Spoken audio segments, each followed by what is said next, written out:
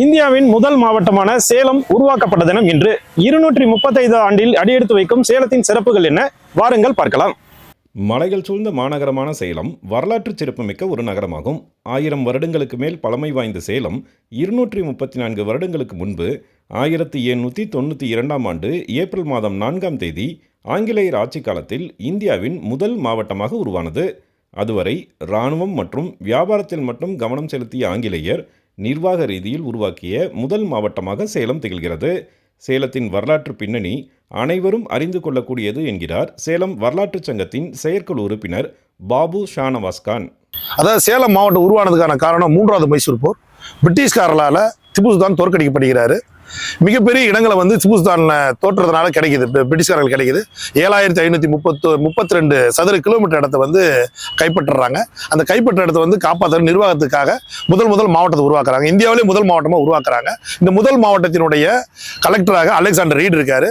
அப்போ சேலம் மாவட்டத்துடைய தலைமையிடமாக திருப்பத்தூர் இருந்தது. அதற்கு பின்னாடி சேலம் இந்த மாதிரி பல மாவட்டங்களாக பிரிந்தாலும் நாம் எல்லாமே சேலம் மாவட்டத்தை உருவான இடத்துல இந்தியாவின் முதல் மாவட்டத்தின் மண்ணின் மைந்தர்களாக இருக்கும். இதில் நமக்கு பெருமை. காவிரி டெல்டா பாசனத்தின் வளம் குன்றாமல் பாதுகாக்கும் மேட்டூர் அணை வேறெங்கும் இல்லாத சிறப்பாக நகரப்பகுதியிலிருந்து 45 நிமிடத்தில் செல்லக்கூடிய தொலைவில் உள்ள சுற்றுலா தலமான ஏற்காடு, பெயரை கேட்டவுடனே தித்திப்பை வழங்கும் சேலம் மாம்பழம், புவி அமைப்பியல் ஆய்வாளர்களின் சொர்க்கமாக திகழும் கனிம வளம் என எண்ணற்ற சிறப்புகளை கொண்ட சேலம் மாவட்டத்திலிருந்து இன்றைக்கு ஈரோடு, தருமபுரி, நாமக்கல், கிருஷ்ணகிரி, கரூர், திருப்பத்தூர் என பல்வேறு மாவட்டங்கள் உருவாக்கப்பட்டுள்ளன. இந்திய சுதந்திர போரில் முக்கிய பங்காற்றிய இடமாகவும் சேலம் திகழ்கிறது. இந்திய சினிமாவின் முன்னோடியாக திகழ்ந்த சேலம் மாடர்ன் தியேட்டர்ஸ் இன்றைக்கும் சேலத்தின் மிக முக்கிய அடையாளங்களில் ஒன்றாக திகழ்கிறது. சேலம் மண்டலத்தில் கிடைத்த அனார்த்தசைட் பாறையின் துகள் வடிவம் நிலவின் மண் மாதிரியாக பயன்படுத்தப்பட்டதால் இன்றைக்கு நம்மால் நிலவில் கால் பதிக்க முடிந்துள்ளது. வளமான பெரும் நிலப்பரப்பாக 234 வருடங்களுக்கு முன் திகழ்ந்த சேலம் மாவட்டம் பழமை மாறாமலும் புதுமைக்கு அடையாளமாகவும் இன்றைக்கும் இருப்பது கூடுதல் சிறப்பாகும். எழில்மிகு ஏற்காடு, விவசாயிகளுக்கு ஏற்றம் தரும் மேட்டூர் அணை, இரும்பின் தரத்தை உலகிற்கு உணர்த்தும் சேலம் உருக்காலை என எண்ணற்ற அடையாளம் இருந்தாலும் பாசமும் பண்பும் நிறைந்த மக்கள்தான் சேலத்தின் நிரந்தர அடையாளம் என்றால் அது மிகையல்ல. ஏனென்றால் இது சேலம் மட்டுமல்ல, நட்பெனும் உறவுகளால் கட்டப்பட்ட வாழ்க்கை பாலமும் தான். ஆகாஷவாணி செய்திகளுக்காக சேலம் மாவட்டத்திலிருந்து விஜயகுமார் குணசேகரன். முகநக நட்பது நட்பன்று நெஞ்சத்து அகநக நட்பது நட்பு என்கிறார் திருவள்ளுவர். நட்பதிகாரம் என்பது காலம், நேரம், பதவி, அந்தஸ்து, பணக்காரர், ஏழை, அதிகாரி, ஊழியர் என அனைத்தையும் தாண்டி நிலைத்து நிற்பதுதான். குறிப்பாக பள்ளிப்பருவ நட்பு என்பது காலத்திற்கும் நிலைத்து நிற்க அது தரும் இனிய நினைவுகளே காரணமாக அமைகிறது. ஒருமையில் அழைத்து உறவாடி உணவை பகிர்ந்து உணர்வை சொல்லி பல ஆண்டுகளாக உடன்படித்த தோழிகளை பிரிந்து செல்வது மனதளவில் கடினமானது. குறிப்பாக 12ஆம் வகுப்பு தேர்வு முடிந்து பிரிந்து செல்லும் மாணவிகள் தங்களின் எதிர்காலத்திற்கு செல்கின்றனர். தனக்கு பிடித்த பாடத்தில் பட்டப்படிப்பு பயிலச் செல்லும் மாணவிகள் ஒரே இடத்தில் மீண்டும் சேர்ந்து பயில்வது சாத்தியமில்லாதது.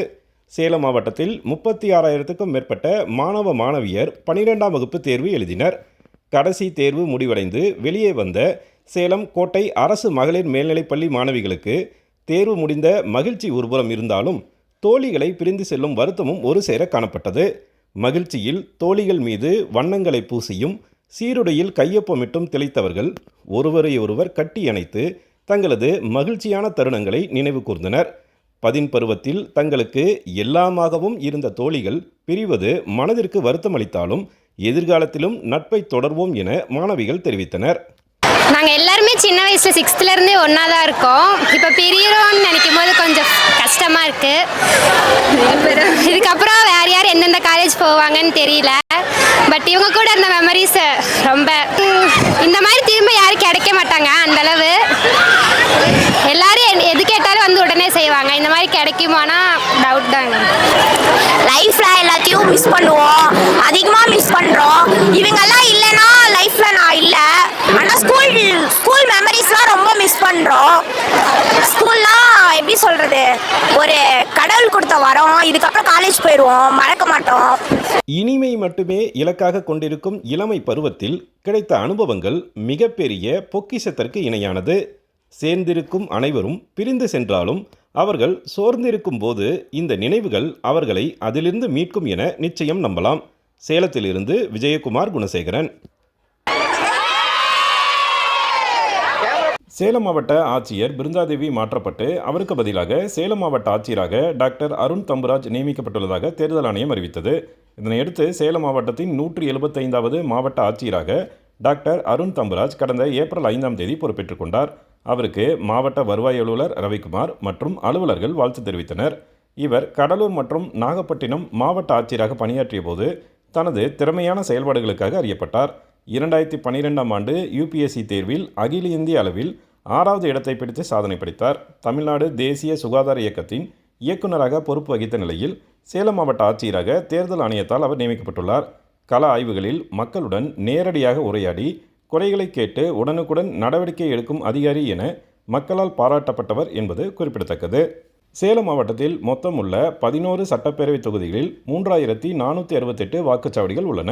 தேர்தல் பணிகளில் 396 மண்டல தேர்தல் அலுவலர்கள் நியமிக்கப்பட்டு அவர்களுக்கு போதுமான பயிற்சிகள் வழங்கப்பட்டு வருகிறது. மண்டல தேர்தல் அலுவலர்கள் வாக்குப்பதிவுக்கு முன்னும் வாக்குப்பதிவு நாளன்றும் வாக்குப்பதிவுக்கு பின்னும் மேற்கொள்ள வேண்டிய பணிகள் குறித்து மாவட்ட தேர்தல் அலுவலரும் மாவட்ட ஆட்சியருமான அருண் தம்புராஜ் ஆலோசனைகளை வழங்கினார்.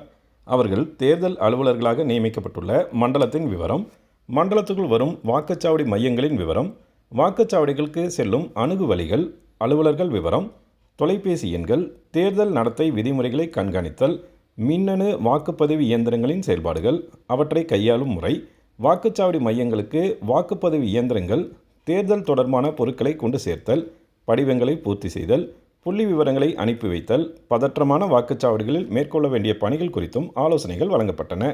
சேலம் வடக்கு சட்டப்பேரவை தொகுதிக்குட்பட்ட வாக்குச்சாவடி மையங்களில் அடிப்படை வசதிகள் குறித்து மாவட்ட ஆட்சியர் அருண் தம்புராஜ் ஆய்வு மேற்கொண்டார்.